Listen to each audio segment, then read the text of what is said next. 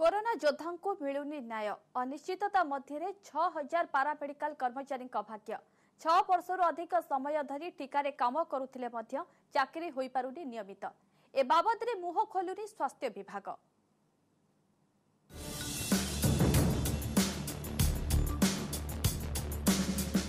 अनिश्चितता घेर 8195 paramedical staff को चाकरी 6 वर्ष है एमाने स्वास्थ्य विभाग अधीन ठिकार काम करुथिले मध्य चाकरी नियमित होई पारि नाही। एमानक मध्यरे 588 जन पुरुष बहुमुखी स्वास्थ्यकर्मी 2730 महिला बहुमुखी स्वास्थ्यकर्मी 3998 स्टाफ नर्स 799 लैबोरेटरी टेक्नीशियन 12 जन रेडियोग्राफर एवं 68 जन फार्मासिस्ट रहिछन्ति। कैबिनेट निष्पत्ति अनुसार स्वास्थ्य और परिवार कल्याण विभाग अधीन विभिन्न स्कीम रे जो माने 6 वर्ष काम करथिले सेमानक चाकरी नियमित करा जिवो। सेही आधार रे एही 8195 पारामेडिकल स्टाफ को नियमित करिबा प्रक्रिया 2019 रु सरी गलानी। अर्थ विभाग अनुमोदन मध्य करि सारिछि, किंतु परितापर विषय स्वास्थ्य विभाग नियमित करिबा नै कोनोसी विज्ञप्ति प्रकाश करू नाही।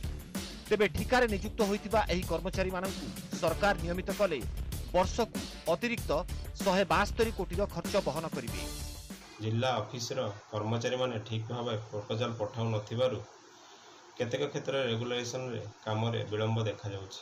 हेल्थ डिपार्टमेंट तरफरु पेरिफेरी ऑफिसर माननकु निर्देश दिया गले काम आउरी शीघ्र होवंता। कोविड समय रे स्वास्थ्य विभाग रो समस्त कर्मचारी माने निष्ठार सह कार्य करी कोविड को नियंत्रण रे रखिछन्ती यह समस्त को जना। सेमानंकु नियमित करिया पई मु सरकार को अनुरोध करूछि।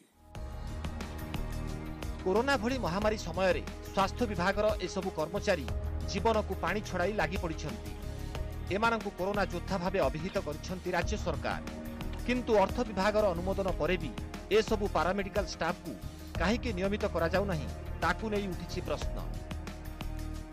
कोविड समय बेसी वॉरियर भाव रे काम करछन्ती तांको प्रति घोर अन्याय होछि।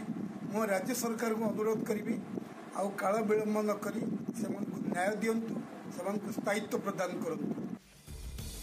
तेबे ए प्रसंग रे स्वास्थ्य मंत्री नवकिशोर दास एवं सचिव प्रदीप्त महापात्रଙ୍କ सहित जोगाजोग करा जायतिले मध्य कोनोसी प्रतिक्रिया मिली पारि नाही। भुवनेश्वर कैमरामैन आशीष दास सह महेश प्रसाद नंद, न्यूज 18 ओडिया।